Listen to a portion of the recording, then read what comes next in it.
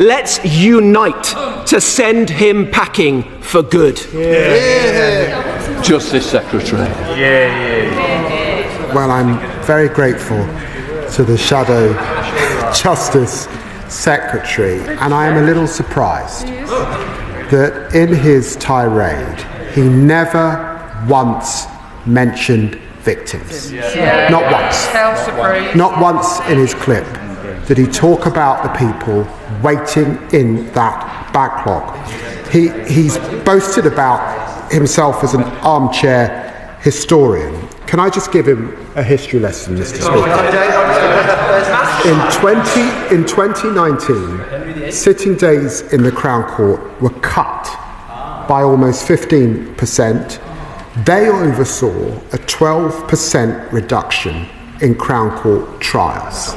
And many of us remember, over those 14 years of austerity, the magistrates' courts that closed in local communities, the Crown courts that closed in local communities under his watch. It was a political decision, not my words, the words of the senior presiding judge of England and Wales.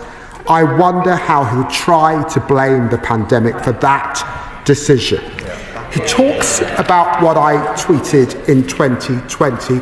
We are saving and protecting jury trials. Jury trials will continue. He talks about trial by jury as if we live in the United States. 90% of criminal trials, 1.3 million, are done by our magistrate. Our magistrate in this country, which has existed for 650 years, and we are going to grow our magistrates who we believe could do more. He talks about the Magna Carta. Yes, Article 9 establishes the jury trial, which we are proud of, and 39 establishes the jury trial, and it establishes a fair trial. But he knows too that Article 40 asks us not to delay justice, and that is the substance of this debate, and that is why we need reform. He knows too that the Conservatives took juries away from defamation cases in 2013.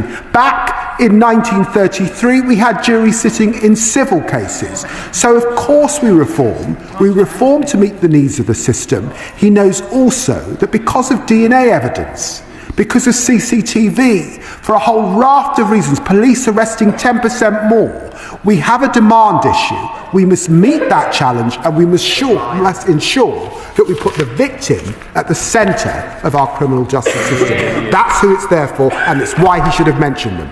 Andy Slaughter, Chair of the Justice.